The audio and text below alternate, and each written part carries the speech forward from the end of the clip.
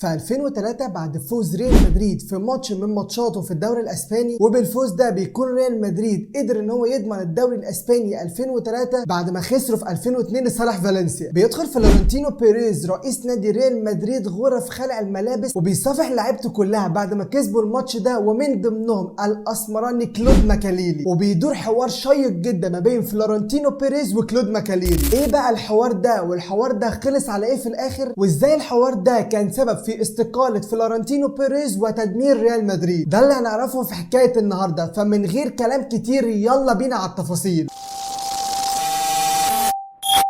في عام 2000 بيرفض نادي سيلتا فيجو زيادة مرتب كلود ماكاليلي، فبتحصل مشكلة كبيرة جدا ما بين اللاعب والنادي بيرفض بيع اللاعب الا في حال اتى عرض قوي جدا. وبعدها بيرفض كلود ماكاليلي ان هو يكمل تدريباته مع الفريق وبينعزل لوحده، لغاية ما بيوصل عرض كبير جدا لسيلتا فيجو من ريال مدريد يخص كلود ماكاليلي علشان ينتقل كلود ماكاليلي من سيلتا فيجو لريال مدريد. والغريب ان في نفس الموسم بيكسب فلورنتينو بيريز انتخابات رئاسة مدريد علشان يتربع فلورنتينو بيريز على رأس النادي. وعلشان يكمل الموسم حلاوة بيتعاقد ريال مدريد مع لويس فيجو في صفقة بوظت مفاهيم الكورة. الصفقة دي محتاجة حلقة لوحدها هنبقى نرجع لها بعدين. ومع التعاقد ده بتبدأ سياسة جديدة لريال مدريد وضعها فلورنتينو بيريز، زيدانيس اي بافونيس. اصبروا بس معايا شوية وهتعرفوا ايه هي السياسة دي بالظبط. المهم بيلعب كلود ماكاليلي مع ريال مدريد في الثلاث مواسم 140 ماتش، وبيقدر ان هو يكون وسط الملعب المثالي اللي بيخلي ريال مدريد في الثلاث مواسم ياخد 2 دوري و1 دوري ابطال في 2002. في موسم 2003 وخلاص ريال مدريد بيضمن الدوري الاسباني، بيدخل بيريز على لاعيبته في غرف خلع الملابس ويصافح جميع اللعيبه، ولكن بيجي عند ماكاليلي بالذات وبيقف معاه شويه عشان يتكلموا في بنود العقد الجديد. وبيكون رد ماكاليلي ان هو مبسوط جدا في الريال وجاهز لتجديد العقد، ولكن ماكاليلي بيطلب من فلورنتينو بيريز زياده شويه في المرتب. ما هو انت ما تدوسش على الملعب وفي الاخر ما لقيش فلوس، ادينا يا عم شويه فلوس خلي الدنيا تمشي. ولكن بيريز بيقول ان هو مش هياخد زياده زي اللي هياخدها زيدان ورونالدو ولويس فيجو، ولكن بالنسبه له هو اكيد هيكون في زياده بحوالي 10%. وبيكون رد ماكاليلي ان هو مقتنع ومبسوط وما عندوش اي مشكله بالزياده دي والعقد ده، رغم ان النسبه اللي كان هياخدها ماكاليلي في الزياده دي كانت قليله جدا مقارنه بالمجهود اللي بيعمله في الملعب. ولكن الراجل كان سعيد جدا ان هو بيلعب في نادي ريال مدريد وما عندوش اي مشكله مع النسبه دي. بيبدا موسم 2003 2004 لريال مدريد بتعاقد مهم جدا مع ديفيد بيكهام علشان يكمل بيريز الفكره اللي كانت موجوده في دماغه وقتها، وهو ما يطلق عليه الجالاكتيكوس، فريق بيضم اقوى واحسن وامهر لعيبه في الوقت ده. ولكن ده طبعا بيجي على حساب الخزينه الماليه للنادي، ما هو هتصرف ازاي على كل دول؟ كلهم عاوزين فلوس. فبتيجي بدايه الموسم وبيطلب ماكاليلي من وكيل اعمال ان هو يتكلم مع بيريز في موضوع زياده الراتب. روح يا سيدي فكره قول له فين الزياده وفين العقد الجديد. ولكن بيرد فلورنتينو بيريز رد صادم جدا ان ده مش الوقت المناسب لزياده عقد ماكاليلي، خصوصا ان النادي لسه متعاقد مع ديفيد بيكهام فمفيش فلوس عشان نزود ماكاليلي. وهنا بقى بدأت تظهر سياسة بيريز الجديدة زيدانيز اي بافونيز. والحقيقة ان بيريز كان عنده اقتناع كامل ان كل الانجازات اللي حققها كانت بفضل الجالاكتيكوس، وان ماكاليلي مالوش اي دور في الانجازات دي، لدرجة ان بيريز بيطلع يقول في تصريح ليه ليس مهاريا ويفتقد للسرعة وتسجيل الاهداف. 90% من تمريرات ماكاليلي اما للخلف او لجانبي الملعب، لا يجيد الضربات الرأسية وتمريراته لا تكون لاكثر من 3 متر الى الامام. لن نفتقده تماما، لاعبون الصغار سيجعلون الجماهير لا تتذكر ماكاليلي. طبعا بيريز في الوقت ده كان كل تفكيره ازاي يجمع الجالاكتيكوس وازاي هيبقى ليهم تاثير على الاعلانات والامور الاقتصاديه للنادي، وكان مقتنع ان اي واحد من النجوم اللي موجودين في الفريق ده هيقدر ان هو يعوض ماكاليلي بسهوله جدا. بعدها بيروح اللاعب يشتكي لمدرب ريال مدريد وقتها فيسنتي ديل بوسكي علشان المدرب يروح يتفاهم مع بيريز ويحاول يوصل له فكره ان ماكاليلي هو القلب النابض للفريق، هو اهم واحد في المنظومه دي كلها. لان المدرب كان شايف الوضع، انت عندك فريق فيه نجوم كتير كلها بتهاجم مفيش ولا واحد منهم بيدافع، وطبعا كان دور ماكاليلي في القصه دي كلها ان هو يدافع ويقطع الكوره، غير ان اللاعب كان عنده شخصيه قياديه جدا بيقدر يقود بيها الفريق في الملعب، والفريق ده من غير اللاعب ده مش هيحقق المطلوب منه. واكتر ناس في الفتره دي كانوا فاهمين الوضع ده هم المدرب واللعيبه، كل واحد من اللعيبه عارف بالظبط ماكاليلي بيعمل ايه في الملعب. وبعد كلام كتير جدا ما بين المدرب وفلورنتينو بيريز بيطلب فلورنتينو بيريز من فالدانو ان هو يحل المشكله دي، علشان تاني يوم يروح خورخي فالدانو لماكاليلي في التدريبات وتحصل مشكله كبيره جدا ما بين خورخي فالدانو وماكاليلي وتبوظ الدنيا على الاخر، علشان بعدها بينقطع ماكاليلي عن التدريبات والريال بيرفض ان هو يبيعه الا لما يجيله عرض كبير ليه. ولكن بينجح وكيل اعمال ماكاليلي ان هو يجيب عرض من تشيلسي ب 16 مليون استرليني علشان يترك ماكاليلي الريال ويروح لتشيلسي. بعدها بنلاقي شويه من لعيبه ريال مدريد طالعين بتصريحات غريبه جدا زي زيدان مثلا: لماذا تضع طبقه اخرى من الذهب على سياره بنتلي بينما فقدت محركها بالفعل؟ طبعا هو كان قصده بالطبقه الاخرى من الذهب ديفيد بيكهام والمحرك هو كلود ماكاليلي. بعدها بفتره بيطلع فرناندو ييرو في تصريح كده ويقول لك: كلود كان اللاعب الاهم في الفريق ولكن الناس لم تكن تلاحظ ذلك، لكننا نحن اللاعبون